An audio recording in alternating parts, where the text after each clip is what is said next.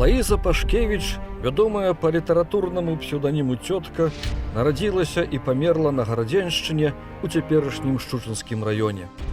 Усё свядомае жыццё працавала дзеля Беларусі. Як літаратарка, рэдактар, выдавец, арганізатарка беларускіх школаў, актрыса, рэвалюцыянерка і ўрэшце як медыцынскі работнік. Была шанаваная в асяроддзі беларускага нацыянальнага руху. Уганараваная ў савецкай Беларусі і шануецца ў сучаснай Рэспубліцы Беларусь. Толькі гэтае шанаванне выглядае, на жаль, чыста фармальным. Алаіза Пашкевіч, узяўшая псеўданім «Цётка». Калі хто не разумее, асабліва з маладзейшых, патлумачу. Гэта паважлівы зварот у беларускіх сялянаў да старэйшай жанчыны, гэтаксама як дзядзька да старэйшага мужчыны. Бо Алаіза Пашкевіч працавала сярод сялянаў, якіх марыла пераўтварыць з тутэйшых у беларускі народ.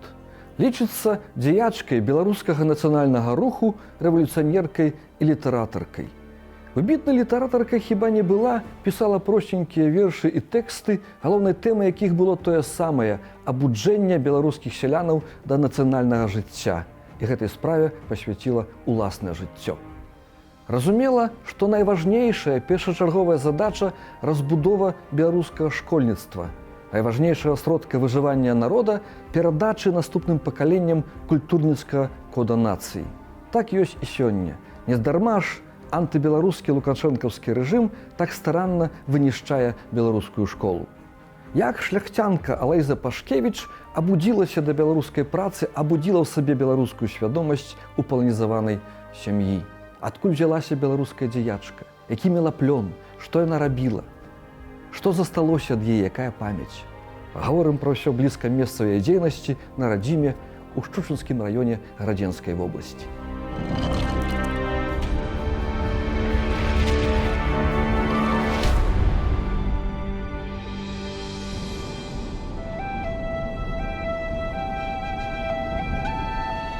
Алаіза Пашкевіч нарадзілася ў 1876 годзе ў фальварку Пешчын каля вёскі Стары Двор. Паходзіла са шляхты, якая мала чым адрознівалася ад заможнага сялянства. Хіба што прыхільнасцю да пальшчызны. Сям'я Алаізы была падзеленая паводле нацыянальнай самасвядомасці. Адны лічылі сябе палякамі, а Алаіза з братам Язэпам і бацькам больш хілілася да беларушчыны. Дачка заможнага чалавека не магла абысціся без адукацыі. Пасля некалькіх гадоў хатняга навучання паступіла ў прыватную, а таму дарагую гімназію ў Вільні.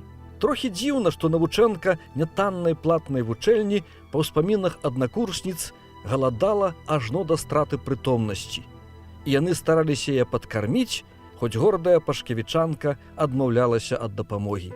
Скончыўшы гімназію ў 1901 годзе, трохі папрацавала хатняй настаўніцай і паехала ў Пецярбург вучыцца далей.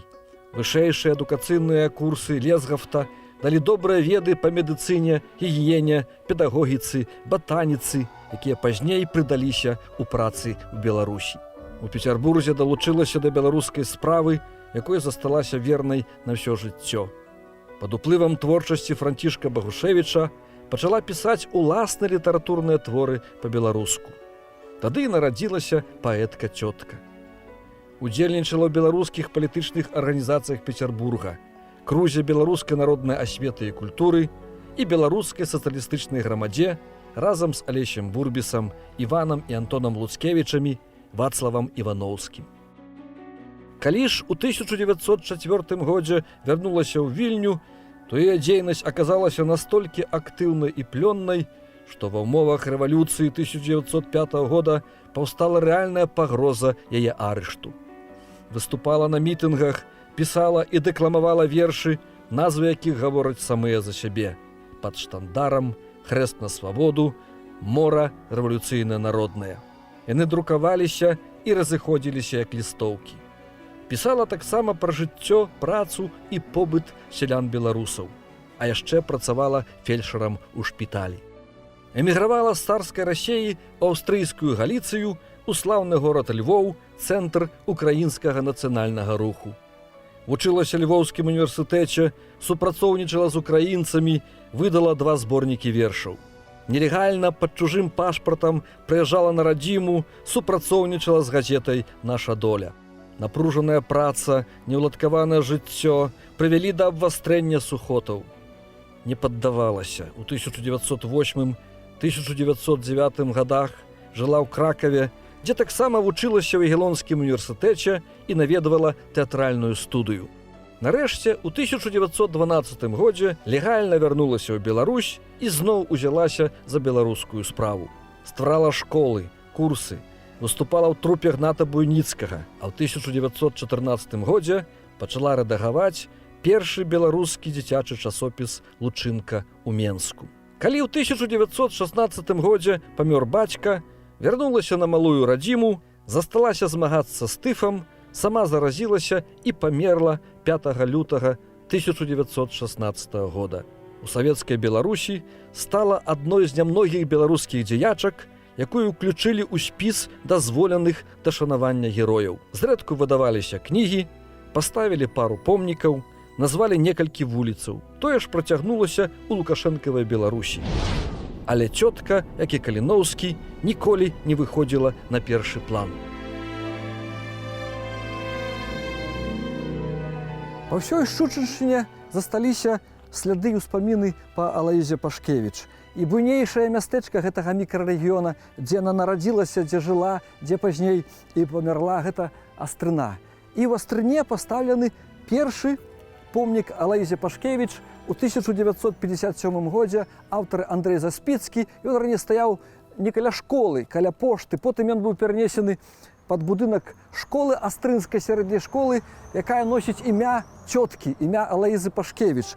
Помнік, відаць, зроблены ў такой традыцыі той пасляваеннай 50-х гадоў, бетонны помнік, але, паўтаруся, это першы помнік палымянай нашай дзеячцы, нашай паэтцы, будзіцельніцы, якая будзіла народ беларускі да жыцця. Я думаю, што сёння, калі б яна пабывала ў гэтай школе, сярэдняй астрынскай школе, якая носіць яе імя, яна была б вельмі расчараваная, таму што намінальна беларуская школа, як мне сказала мясцовая журналістка, ад 6 класа і ніжэй многія дзеці проста не разумеюць беларускай мовы. У школе створаны цікавы, па чутках, цікавы музей Алаізы Пашкевіч, але чаму па чутках? Таму што нас у гэты музей не пусцілі. Это 2018 год, Рэспубліка Беларусь набліжаецца да Еўропы. Малады дырэктар патэлефанаваў у раённы аддзел адукацыі і начальнік, якога завуць Владзімір Раманович Дубок, не дазволіў прыйсці ў музей і зняць невялікі матэрыял пра цётку, пра музей Алаізы Пашкевіч. У 1905 годзе Алаіза Пашкевіч была вымушана выехаць за мяжу з-за небяспекі пераследу за рэвалюцыйную дзейнасць. Яна пасялілася ва Львове, там вучылася ва Львоўскім універсітэце, жыла, працавала. Потым жыла ў Кракаве, вучылася в Ягелонскім універсітэце, працавала, зарабляла на жыццё масажам, захапілася тэатрам, брала урокі акторскага майстэрства, нелегальна прыязджала ў Беларусь пад чужым пашпартам. І ў 1912 годзе, выйшаўшы замуж за інжынера, літувійскага інжынера Сцяпанаса Керіса, уже легальна магла пад гэтым прозвішчам, па гэтым пашпарту прыехаць у Беларусь. Стварала нелегальныя школкі разам з Станіславай Станкевіч-Луцевіч, будучай жонкі Янкі Купалы ў Лідскім павеце. Жыла ў Вільні, працавала ў трупе Ігната Буйніцкага. Калі ў Менску пачаў выдавацца часопіс «Дзіцячы Лучынка», стала яго сакратаром, пісала. І ў 1916 годзе, калі памёр яе бацька, яна прыехала на пахаванне сюды на радзіму ў Стары двор. І якраз в гэты час тут лютавала эпідэмія тыфу, і Алаіза Пашкевіч засталася, каб памагаць людзям. Яна мела медычную адукацыю, і арганізм, аслаблены пастаянным голадам і сухотамі, не вытрымаў гэтага выпрабавання. Яна заразілася на тыф, памерла і пахаваная у сваім родным Старым двары, каля дарогі, у прыгожай мясціне, аточаная пашанай, вельмі дагледжаная магіла, нашла свой апошні спачын у роднай зямлі, якой яна дала ўсё сваё нядоўгае жыццё. Алаіза Пашкевіч не была геніяльнай, а нават выбітнай паэткай. Ад геніяльнасці у беларусаў былі іншыя. Богданович купала колас. Алайза Пашкевич была выбітнай беларускай. І верш эпітафіі, які яна сама сабе напісала, яна паказвае, піша: «На магіле ўзыйду дубам, пачну шаптаць братнім губам, аб іх долі, аб свабодзе, стану песняй у народзе». І яна сапраўды стала песняй у народзе, калі паглядзець на то, як яе шануюць, як берагуць, і каля магілы сапраўды расце дубок, можа быць, не спецыяльна пасаджаны.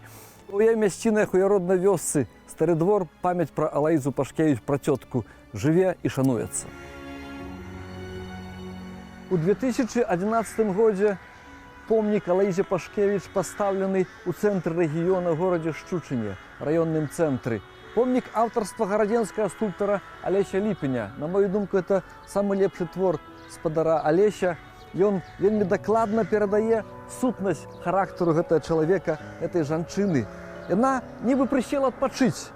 Яна стомленая, але відаць, што яна прысела ненадоўга. Яна застаецца ў руху. Вось зараз яна сарвецца і зноў паляціць у вір змагання за Беларусь. Варта абстрагавацца ад гэтага страшнага п'едэстала, выкладзенага з тратуарнай пліткі, а так помнік, на мою думку, бездакорны. І скульптар так удала уклаў рукі Алаізы Пашкевіч, што прыносіш кветкі да гэтай жанчыны, а яна іх прымае.